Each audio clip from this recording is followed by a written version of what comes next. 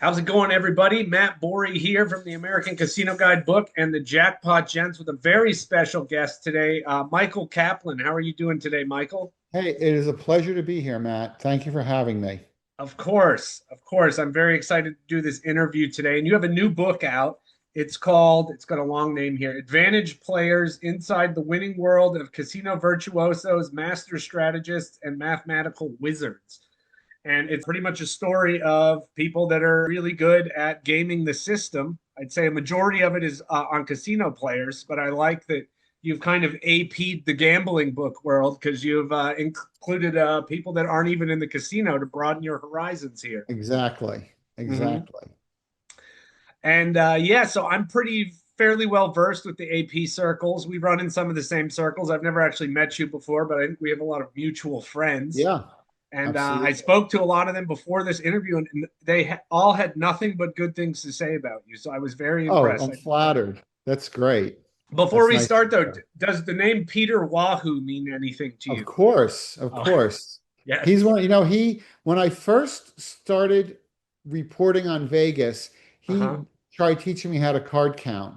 He brought like a green felt up to Uh my huh. hotel room with some cards, and he showed me a little bit. And I was like, wow, that's pretty interesting. But then I learned to card count for real from a Uh guy huh. named Rick Blaine. But I've known Oh, Rick Pete a Blaine. He long lives like time. 20 minutes away from me. Yep, yep, in Florida. Yeah, Yeah. Rick was the guy who taught me how to card count, Oh, and okay. Pete is a great guy though. I've known Peter a long time. He's a really cool guy. Yeah, he's actually going to be at my wedding next month. Amazing. That's Yeah. great. Well, tell him I say hello. I will. So, when we start how did you start writing about APs and casino gambling? Because I know, like, you mentioned that you wrote for Cigar Aficionado magazine, so like that doesn't exactly sound like a very casino centric, publication. So, how did that come about? Like, was it hard to start pitching these ideas to a place that wasn't really about casinos? Well, what happened was I had done some gambling stories before that. I did a story on Stu Unger before he Hmm. died, the poker player. I Hmm. did I probably was the last person to interview him before he tragically died. I did a story about what's his name? Ted Binion after he Hmm. got murdered by his girlfriend. I wrote about that Hmm. and allegedly murdered. And I did that story. And then I was doing some, kind of random assignments for Cigar Aficionado, and they asked if I wanted to do a gambling column. And I was like, yeah, that sounds great. And I did not know about, the casino. I knew about the casino world a little bit, just as a guy would go to casinos and lose money once in a while, which I hated. I mean, I didn't really have a big gambling gene. So the idea of Hmm. going there and just playing games and not understanding them was completely unappealing to me. And I kind of hadn't really quite thought about this, but the very first story I did, it was about playing, like, I called it, I think we called it the big three. I think it was craps, blackjack, and roulette. And I Yep. mean, obviously, craps and, well, I guess everything's beatable sometimes. But when writing about craps and roulette, they definitely were not beatable. But there was a guy who was the manager of the old Gamblers Book Club. And I told him I was doing that story. And he goes, oh, I'll go out and play with you. And he card counted. I'd never seen Hmm. somebody card count before. I mean, he definitely got lucky because he, basically won a few $100s in record time and said, okay, we're done. And I was Yeah. like, that's it? And he was like, yeah, I saw a bunch of aces come out. We're leaving. I was like, okay. I mean, again, even if the count did go through the roof very quickly, he still got pretty lucky. Yeah. Oh, But I yeah. was like, Absolutely. wow, cool. And so they wanted me to do gambling stories. And then in the course of that, I met Matt. I was doing a story actually about, beating the comps game. And I interviewed Max Rubin. Was And that he when he wrote invited me to Comp go to the City back in the Blackjack, day? author of Comp City, exactly. Published by Huntington Press, the people who published my book. And Hmm. he invited me to the Blackjack Ball. And I'm like, oh, what's that? And he goes, oh, it's this gathering of people who beat casino games and the smartest guys you'll ever meet. I'm like, oh, okay, I'll go to that. So back then it was being held in Max's basement. And there were two things that stand out to me from that time. Richard Munchkin did a card cutting demonstration, where you can cut to like three cards, cut to six cards. Hmm. I was like, I didn't know what cutting, how that was useful. And I'm saying to myself, oh, that's cute. Like, how do you ever, there's no way you can make money doing that. Little did I know, make a lot of Yeah. money if you find the right cut games. So there was that. And then there's a written test that they give at the blackjack ball, like where you take a written test, and then there's a test, and the people who do well on that get to go up on stage and compete, more Hmm. card related things. So I took the written test, and everybody gets scored by somebody else, and I had the worst score. I got a trophy with a jackass on it, and so I hear somebody say, "This guy's supposed to be some big gambling writer." And I guess Max was, talking me up to people, and but I did get my revenge because the last two blackjack balls I went to, I did well enough on the written test that I did get up on stage to try Oh, to you beat. made it to the final table? I made the final table. I Oh, did good for not win you. the final table, but I got close. So that felt pretty good to me after, a sort of inauspicious beginning. But I was Hmm. there, and that very first blackjack ball, I met James Grosjean. I met some other people. I met some MIT guys, and I was like, wow, this is a pretty interesting world. And I kind of got hooked. I was like, yeah, I should be writing about these people who are doing something so interesting. And then, I swapped phone numbers, and then I kind of got into that world and got to write about APs. And I was like, wow, it's a whole other world, than than writing about, oh, here's a new casino that opened. Oh, it's fun to play at. Yeah, It's yeah. interesting. Not to badmouth that. I get that that's a Mhm. useful thing, and that it's useful to people. Oh, yeah, but But it's nowhere near as fun as doing the AP stuff. right, writing about APs and then getting to play with them. And I got to play on a card counting team. Rick Blaine taught me how to card count. And yeah, it was really cool. Night Train Rick Blaine. Yeah, the night train. So, Exactly. you've written for a variety of publications like, let's see if I get all these right. It was Cigar Aficionado, Wired, Playboy. I think it was the New York Post. You've written for 888 Casino. Of all these publications you've written for, do you have a favorite that you like to write for? Okay, I love all my children equally, is what I'll say. But I would say probably the best story that I've ever done, one of the best stories I've ever done in general, was a piece that I did for the New York Times Magazine about people who beat casino games. And, it was about advantage players. And I Mhm. was pretty immersed in that world at that point. But, I met with James Grosjean when he was out playing in a casino in Oklahoma, playing the cards craps game. And I wrote about that in there. I got to meet Kelly's son when I was reporting that, who was incredibly interesting, is incredibly interesting. And that probably is like right up there with like the best stories I've written. I mean, it kind of got chopped up a little bit in the book. Like a lot of the James Grosjean chapter comes from that New York Mhm. Times Magazine story. I mean, it was a nice long story. I had a lot of time to do it. And that's probably one of my favorite stories that I've written.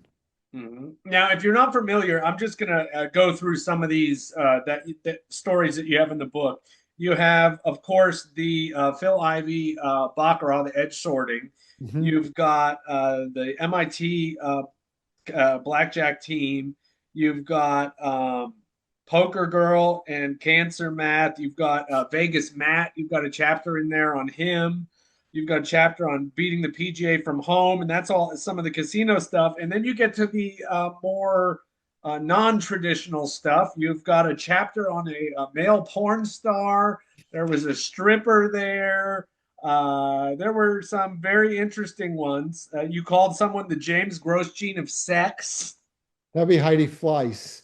Yeah, Heidi Fleiss, and then there was a story on another. There was a lawyer in there as well. Chesnoff, David Chesnoff. Yes, and then even one on a chapter on movie directors too. So you got a little bit of The everything in Safdies. Yeah, the Safdie brothers. They're the guys who did that movie Uncut Gems, which has a gambling component in it. Because, the guy is betting on the basketball games. I think he was betting on the Celtics to there. win, Uh-huh.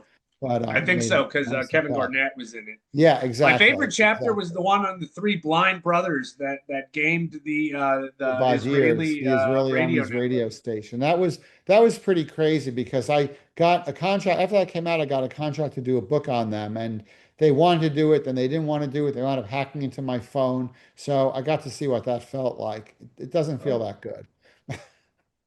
So, based on some of the stories in the book, it sounds like, based on my math, that you've been doing this for about 20 years. How long have you actually been That's doing it? about right. I've been writing gambling stuff for Cigar Aficionado since about 2000, so for about 25 years, and I still am. I'm working on a story for them now, and yeah, I mean, I've been doing it for a while, and I mean, it's been a great ride. I mean, it's been really interesting. I've gotten to meet such amazing people, gotten into some interesting situations, had great experiences.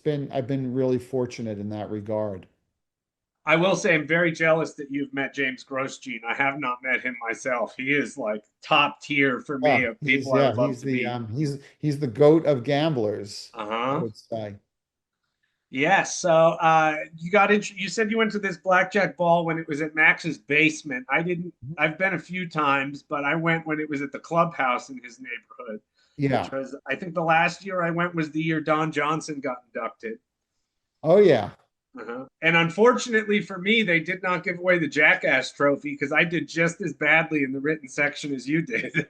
Wow. Well, yeah, that's a dubious. In fact, I won the Jackass Trophy 2 years in a row, Oh, which is wow. even worse. It's a little humiliating. But I'll say the same thing. When they got to the final table to do the skills portion, I was blown away by what those people could do. Yeah, it's amazing. I mean, these guys are so sharp. It's really incredible. I mean, I kind of feel like people who can be really successful APs could have done a lot of things in life and been Mm-hmm. really good at it. I mean, if you have that skill set, I feel like there's a lot you can do. Oh yeah, and like they did a card cutting thing the year I was there too. They held up a double deck, and I think they gave you like 3 seconds, and you had to take the cut card and get as close to directly halfway between the Yeah. two decks as you could. And I think of the 8 people at the table, I think 6 of them got it right on the money, and the other Oh two yeah. were only off by one card. It was insane. Yeah, I believe it. I Uh believe huh. it. Yeah, these guys are extremely skilled. Mm-hmm. So, of all the APs you've interviewed, who is your favorite? Good question. I would say that I would say, well, Grosjean is definitely up there because I mean, I got to play with him. I mean, I got to BP for him on this cards craps play in Oklahoma. I originally wrote about it for the Times, and the story was out, and he said, you want to come, play with me?" I was like, "Yeah, of course." And I showed up with I think I brought like $800, and he kind of laughed and gave me $5,000 to so I could have money to gamble with. And it was really a great experience. I mean, he worked so hard, this guy, and he's like running the game. He's like running numbers at night. Wake up in the morning, like, oh, I figured out a way we can, take 1/10% off, off of their edge. And Mm-hmm. it was I thought he was an incredible guy. He's incredibly generous with his time, great at explaining things. I really got along well. I get along and have gotten along well with him. I mean, I really have high regard for him. His work ethic is second to none. I mean, that's the thing. I mean, I think that's the bottom line with all these people in my book. Every one of them has an incredible work ethic. Like none Mm-hmm. of them take what they do lightly. They all work really, really hard. They work harder than the other people who do what they do. And I think that's a big reason why they have their success. And, like people think, oh yeah, that's easy. Like there's nothing easy about that. There's nothing easy about going into a casino that was built for, I don't know, however many billions of dollars and has, a zillion cameras and has people whose job is to not have you do what you're there to do, and you manage to do it. That's Mm-hmm. pretty good. Whether you're, card counting, which, that's what I know how to do. And I mean, I admit it. As Mm-hmm. Grosjean said, Grosjean's line was, card counters think they're chimpanzees swinging through the trees. He goes, I think they're more like salamanders just crawling out of the water and like, hoping to grow legs so they can walk, on the evolutionary scale. And it's something to be said for that, admittedly, considering that I'm one of the salamanders, I guess.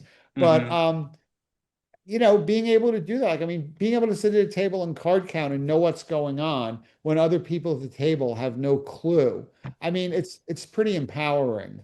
And I feel like there's something empowering about being an AP in whatever you do, and that you could use that to influence your life. Mm-hmm. So the hard work, though, to get to do it is the key. I mean, none of it is not one thing in my book, in my opinion, is easy. Like everybody has to work. Everybody in that book works hard at their thing. Even the porn star, he might have gotten lucky with his, sense of endowment, but he still works hard. I mean, he went through a lot of steps to get to where he is, and I mean, he takes care of that thing. That was definitely the most interesting chapter in the book. But yeah, I know it's since my dad has been in the casino industry for 30 some odd years, probably almost as long as I've been alive. I've been around APs for many, many years. And growing up, they always told me it's a hard way to make an easy living, which Yeah, I I think would was noted at some point in your book as well. completely agree with that. Yeah, anybody who thinks it's easy to win money gambling, I know they should try it. Yeah, they should go have a $40,000 losing session Oh, and tell us how you exactly. feel. Yeah, well, that's the thing about card counting is, I mean, you lose the most money in the best situations. I mean, the count is through the roof, and Uh-huh. the casino is entitled to get lucky also. Yeah, just And because there's high cards that are going to come out doesn't mean they're not going to go to the dealer. exactly. Yeah, my worst card counting experience was I was at the Palms, and basically, we were told to, it was a team, like it wasn't there were investors, so it was investors' money. So, Yeah. the idea is, that should incentivize you to really play correctly, which, Hmm. I did, I hope. I did, I think I was, listen, you don't know if you made a mistake or you didn't make a mistake, but I feel like I didn't make mistakes. I knew what I was doing. And I was ahead. You're supposed to basically play for an hour and then leave. And I was there for like an hour. I was ahead maybe $1,000. So I tell the dealer to color me up. I'm going to cash out. And then some guy sits down with a beautiful woman, buys in for a giant marker. I'm like, oh, nobody's going to be looking at me. I'll play one more shoe. Yeah. And I got crushed. I mean, I left there with, the two $10,000 wraps in front of me. And I called the guy who was in charge of the money. I said, "Yeah." I just had a really bad session." He goes, "You need more money?" I go, "Yeah." He goes, "All right, come get money and dig yourself out." And I did. And Yeah. but yeah, it was one of those situations where the count immediately went through the roof. I'm just like, making two max bets, not table max bets, team max bets on Hmm. two spots. And the dealer felt sorry for me. He goes, "Why don't you just play one? Maybe you'll change it up a little bit." I'm like, "Nah, I want to get my money back." Yeah. And but Yeah, that's my favorite part about doing the AP stuff is there's a social element to it too. You really got to sell to oh the yeah. dealers and all the casino employees that you're not an AP.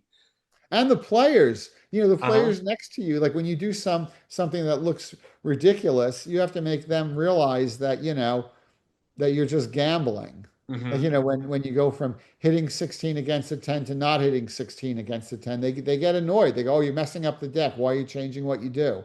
I'm like, Hmm. "I don't know. It's my feeling." Yeah, I think it was Stanford Wong that said, there's only two people that split tens, idiots and card counters. Yeah, exactly. Exactly. So Yeah. you just got to sell to everybody that you're not the card counter. You're an idiot. That you Yeah. just want to gamble. I'm here to gamble, baby. Uh-huh. So, do you have a wish list of APs that you'd like to interview but haven't besides Jelko? I know you said in the book that you wanted to interview Yeah, Jelko and he Jelko is hasn't. the one. Jelko is the one guy who wouldn't talk to me. I mean, I really wanted to interview Bill. I'd love to interview Bill Benter. I mean, Uh-huh. quasi. I did a story. He's the horse racing guy. Yep. He and Alan Woods is in my book. He and Alan Woods were partners, and they split up. And I was doing a story for Wired, and I wanted to talk to Bill. Alan spoke to me. Bill had a series of conversations with me, but none were really like on the record, so I really Hmm. didn't use them. And but he was helpful. He gave me a lot of information, which was nice. But yeah, I would love to interview Bill Benter, Jelko. Those really are the two guys that I would love to interview that I've never gotten to interview. I mean, there was a woman who there was a card counting team called the Greeks. The woman who Hmm. ran that team, I would love to talk to her, but she's not into it.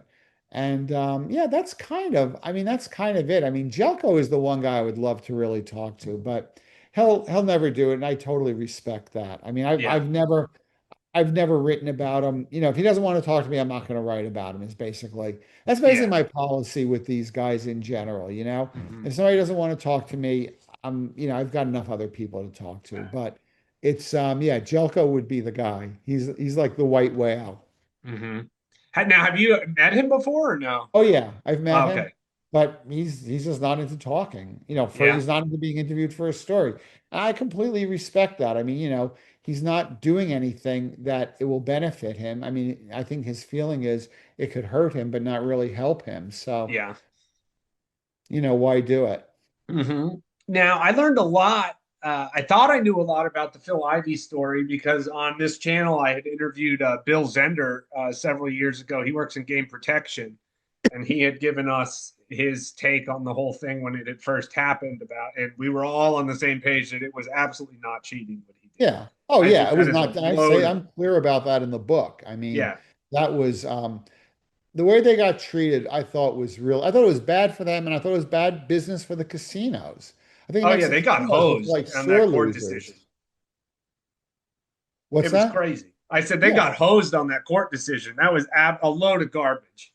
Yeah, I completely agree with you. It's completely unfair. Mm-hmm.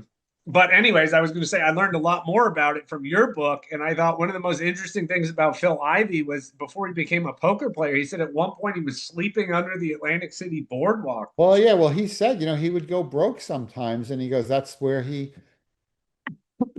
that was when I interviewed him for Playboy. He was telling me about that he would, yeah, I mean, that he had to. I mean, it wasn't, trust me, it wasn't by design. You know, he had to go back and get more money and, get his bankroll back. I mean, Phil Ivey, again, it's like people look at him and they think, oh, yeah, it comes easy. Like, it does not. Like, that guy worked really hard to become who he became.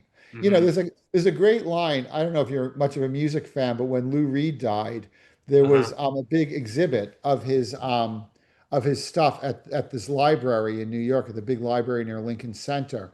Mm-hmm. And Laurie Anderson says, "Well, when you see that exhibit, you realize that even Lou Reed had to work hard to be Lou Reed." Yeah. Which, that's like Phil Ivey. Like Phil Ivey worked hard to become Phil Ivey. I mean, Mm-hmm. that guy paid his dues. He had a great story that he told me where I think he said he got his bankroll up to like 250K or something, and he was playing in higher games where he thought he had a good chance of winning, and he blew the whole 250K. And I was like, wow, that must have been devastating. And he looked at me like uncomprehendingly. He goes, "What do you mean?" He goes, I learned, that was the game I should have been playing in. And, Mm-hmm. I started over again and I built back up. Mm-hmm. But yeah, if you can't take losing money, being a gambler, whether you're an AP or a poker player or a sports bettor, I mean, it's not for you. I mean, if you're betting sports and you win what, like 56% of the time, right? You're doing great. And Yeah. if you win 50% of the time, you go broke. But even if you're winning 56, 57% of the time, 58% of the time, you're still losing 42% of the time. You better get Yeah. used to losing if you Oh want to yeah. be a professional gambler, Mm-hmm. which is hard. It's hard for people to get wrap their arms around that. Mm-hmm. Now, it seems to me that you're a very good interviewer because you seem to have had a lot of information that was not available from any other sources. So to be a good interviewer, there's a lot of prep work involved to Mhm. do a good interview. And even the most prepared interviewers will occasionally get thrown a curveball. So, what was the most surprising thing that you learned in writing all these stories for this book? Did anything just completely catch you off guard? Trying to think about that.